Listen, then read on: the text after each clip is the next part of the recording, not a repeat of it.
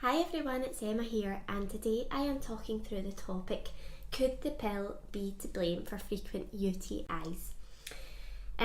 So I've recently done a topic on why did I get UTIs during my period, in which we talked about a bit about hormones and how there could be some links to UTIs and cystitis. So now I just really want to elaborate on that topic a bit further and talk about some of the evidence that exists around hormonal contraceptives, just if that could potentially be a factor to look into for you if you're prone to frequent infections. Because as always, we're really wanting to try and consider all the possible causes in order to help inform better treatment and not just one-off treatment, but trying to really get to the root cause in order to treat that symptom going forward and help to prevent those recurrent infections. So first of all, we're just going to quickly touch on the causes of cystitis, just a kind of general recap, because we understand with the majority of cases of cystitis it's caused by bacteria, and it's this bacteria getting into the wrong places, so usually from the large intestine, E. coli for example, finding its way into your urethra and into the urinary tract, and from there it can take hold and infect the bladder or another stage of the urinary tract. So this is the main reason that this bacteria is getting in, but of course we know there are lots of factors which can influence this. In terms of when we think about women are more prone because of the anatomy, because of the urethra being closer in proximity to where the majority of the bacteria tends to be, but there's other factors such as clothing, transfer of bacteria from clothing and underwear and sex for example. But one thing that we're wanting to touch on here is the influence of medications. So could these medications be influencing the structure, the physiology, in terms of the hormones and the effects on the urinary tract, and could this then have an influence on how this bacteria is able to exist?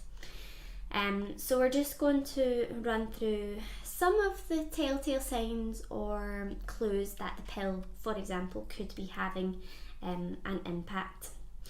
So the pill, we need to consider first of all what type of pill you are on.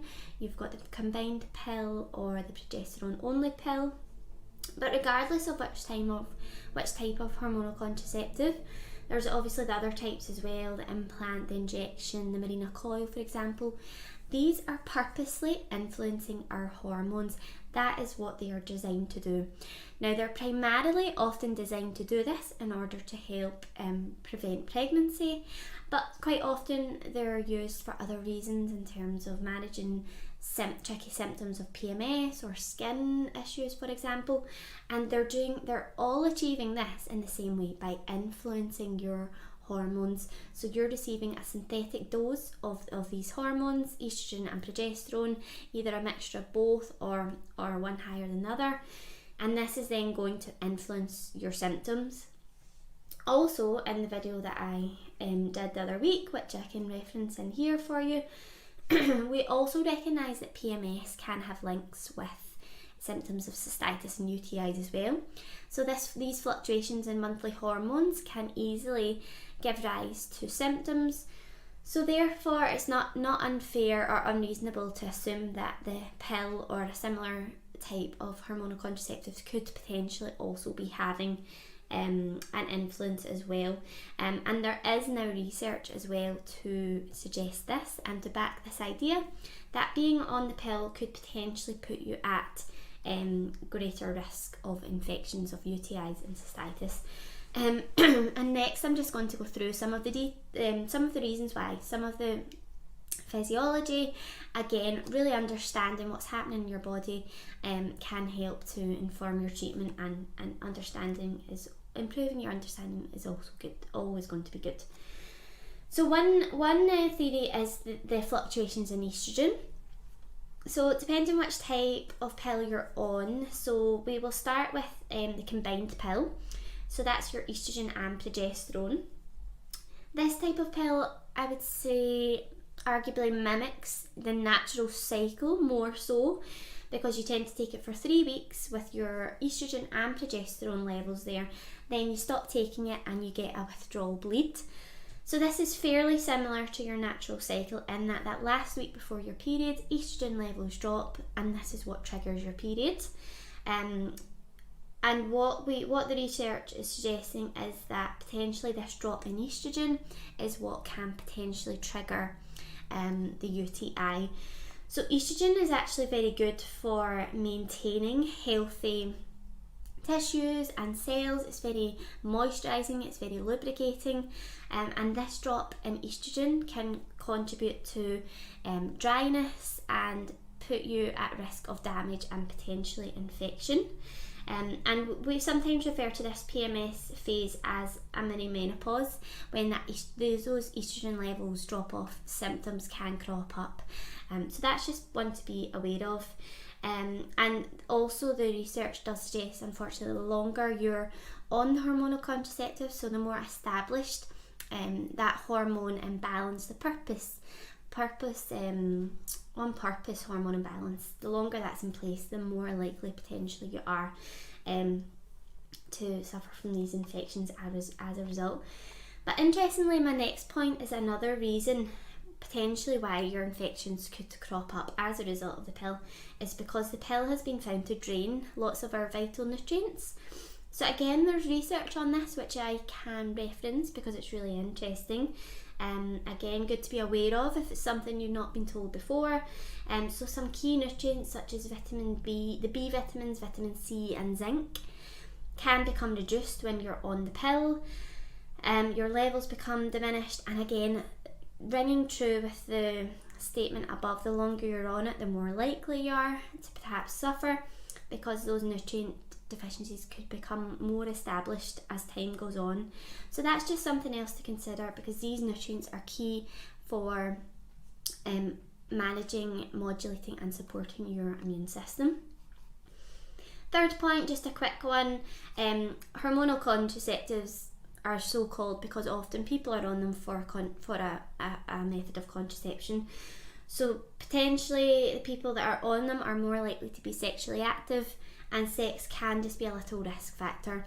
Not to say that it's having a direct effect or you shouldn't have sex, of course, but just something to consider, those kind of hygiene and good habits to get into to try and reduce the risk of infection. So finally, I'm just going to move on to some positives. What can you do to help? So number one is to listen to your symptoms. I find it really helpful to track your symptoms, and if it is clear that they're cropping up at the same time every month, for example, that can be a clear indicator that it could be hormones, particularly if it's that week before your period. But then if you're on something like the progesterone only pill where you don't really have a period, but you do still suspect that hormones could be at the root of the cause, then it's important just to listen if there's any other telltale signs, any other low estrogen symptoms, for example, your dry skin, or perhaps you've got thrush and other symptoms relating to cystitis, not quite the same, but I can tag my video on that on thrush and cystitis if you want to learn more about those. But just any telltale signs, low libido, any of these that could suggest that low estrogen, for example, could be having a part to play. So it's all just about getting in tune with your body and your symptoms. Number two is to chat to your doctor. So this could be about, first of all, about the hormones primarily. Could this be having an effect? What are the likely side effects of the method you're on? Are there any alternatives, especially, as I've said, if you have some other symptoms as well? So just to chat through the options, and there are always different alternatives and options, and perhaps you just haven't explored these enough, but that's where your doctor comes in to really make clear to you which options are there. Then it could be for the cystitis as well, the UTI, the cystitis. Depending on the severity, some antibiotics may be needed, and of course if not, then that's moving on to my next point, that there may be options to manage at home. So wherever possible, we would hope to be able to manage the symptoms of UTIs or cystitis from home without the need for antibiotics, but if in any doubt, your doctor will help confirm that. I can put some links into some of the usual advice and to elaborate slightly on that in terms of your diet tips. Drinking lots of water, cranberry juice is another one to consider, but not in too high amounts. Just these habits that can help. But of course, the purpose of today is to really consider that root cause. If hormones or the pill is likely to be the root of the cause, then that's going to be the best place to start for you to manage it. Of course, lots of these other tips will be helpful. And of course, if you have a current infection, you're going to want to treat it there and then. So that is where something like the Uverse and echinacea would come in. It's a licensed herbal remedy for the symptoms of cystitis and UTIs to help relieve the urinary symptoms associated with them. So of course that would be one you could absolutely introduce straight away, but hopefully we can just help you to consider some of the likely root causes in terms of medications and the pill. Thanks everyone, I hope that's been useful. Please do leave your comments and questions below. Please do also subscribe to our YouTube channel and also hit the bell icon so you'll be notified of any future videos. Thanks everyone.